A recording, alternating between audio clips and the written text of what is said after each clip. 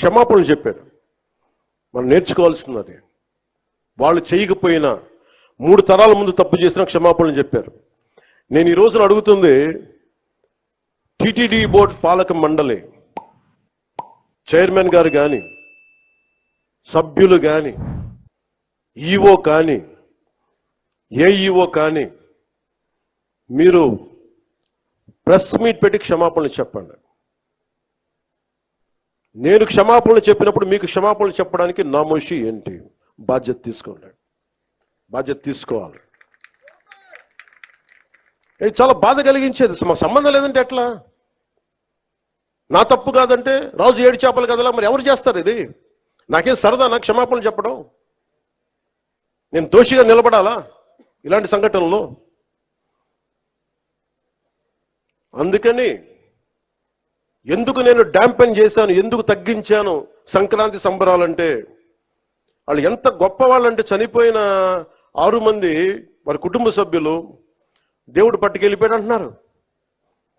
36 మంది గాయపడితే ప్రతి ఒక్కరిని పేరు పేరున పరామర్శిస్తే అందరూ కూడా నలిగిపోయి 100 మంది మీద పడిపోయారు. ఎంత ఉంటుంది ఒక ఆడపడుచు మీద పడిపోతే, పెద్ద ఆవిడ మీద పడిపోతే? తమిళనాడు నుంచి వచ్చారు. ఎలా ఉందమ్మా మీకంటే, కడవలు పాత్రికాంగ అయ్యా, కడవలు వెళ్ళి దేవుడు బయటికి తీసుకొచ్చాడు మమ్మల్ని అంటా ఉన్నాం.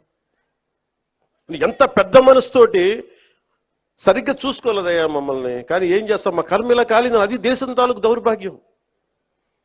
ప్రజలు ఇంత బాధ్యత ఇప్పుడు కష్టం వచ్చినప్పుడు ఎంత అద్భుతంగా చెప్పారంటే నాకు కన్నీళ్ళు వచ్చినాయి. నాకు నిన్న కరిగిపోయాను నేను. వీళ్ళ క్షమాపణలు చెప్పదు ఇంకెవరికి క్షమాపణలు చెప్తాం? ఏఈఓ కానీ, ఏఈఓ వెంకయ్య చౌదరి గారు కానీ, ఈఓ శ్యామలరావు గారు కానీ, చైర్మన్ బిఆర్ నాయుడు గారు కానీ, టీటీడీ బోర్డు సభ్యులు, పాలక మండలి సభ్యులందరూ కానీ, మీరందరూ వచ్చి ఒక్కొక్క వ్యక్తి గురించి కథ వింటే అప్పుడు మీకు బాధ అర్థమవుతుంది. క్షమాపణలు చెప్పండి. మీరు క్షమాపణలు చెప్పి తీరాలి. వేరే దారి లేదు మీకు. మీరు క్షమాపణలు చెప్పడం వల్ల పోయిన ప్రాణాలు తిరిగి రావు. కానీ కనీసం ప్రజలు మిమ్మల్ని చూస్తూ ఉన్నారు. అది మటుకు జ్ఞాపకం పెట్టుకొని అందరూ తగ్గి క్షమాపణలు చెప్పండి. చాలా అవసరం ఇది. ఎందుకంటే ఈరోజు రాష్ట్రం మొత్తం, దేశం మొత్తం మీరు చేసిన తప్పుకి సంబరాలు జరుపుకోవడానికి ఆలోచిస్తూ ఉన్నారు. 4 లక్షల మంది ప్రజలు గరుడోత్సవాలకు వస్తే క్రౌడ్ మేనేజ్మెంట్ చేయగలిగే వాళ్ళు. ఇప్పుడు కూడా చాలా మందికి అనుమానాలు కూడా ఉన్నాయి. దేవుని పవిత్ర దగ్గరికి కూడా చేశారని నేను అవన్నీ మాట్లాడడం లేదు. ఇప్పుడు జ్యుడిషియల్ ఎంక్వైరీ చేస్తే అవన్నీ వస్తాయి. అల్టిమేట్ గా మీరు నన్ను ఇన్నేళ్లుగా చూశారు. నేను అధికారంలో ఉన్నా, అపోజిషన్ లో ఉన్నా, నేను దేవుని దగ్గరకు వచ్చినప్పుడు సామాన్య భక్తుడుగానే ఉంటా. That is my dedication. I will continue that.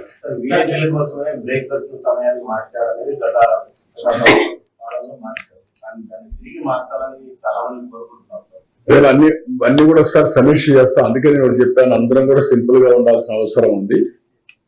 దేవుని దగ్గరకు వచ్చినప్పుడు విఐపీసీగా కాకుండా అందరం భక్తులుగా వస్తే బెటర్ బ్లెస్సింగ్స్ ఉంటాయి. దేవుని ఆశీస్సులు బాగుంటాయి. ఈ ఘటనలో పూర్తి వైఫల్యం తిరిగి యువతి అడిషనల్ యువతి బాధ్యత తీసుకోవాలంటే కూడా పవన్ కళ్యాణ్ గారు. ఓకే, నేను డెప్త్కి వెళ్ళాను, డీటెయిల్కి వెళ్ళాను. Then I have taken decisions.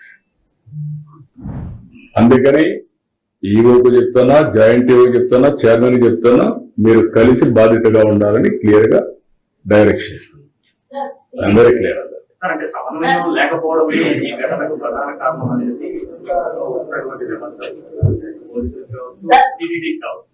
What I'm saying, మీరు చెప్పినట్టన్నీ కూడా feedback I'm taking at most efficient way which is right the path according to my conscious.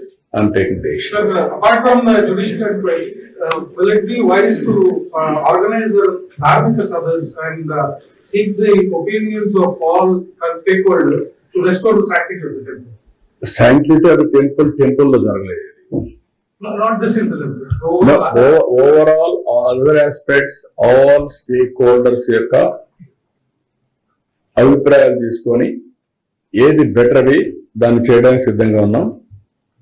Even if necessary ప్రజల అభిప్రాయాలు కూడా తీసుకొని ఆన్లైన్ ఎంత ఇవ్వాలి, ఆఫ్లైన్ ఎంత ఇవ్వాలి, వైకుంఠ ఏకాదశి సమయంలో ఎన్ని టికెట్లు ఇస్తే బాగుంటుంది వాళ్ళకు ఆన్లైన్ లో.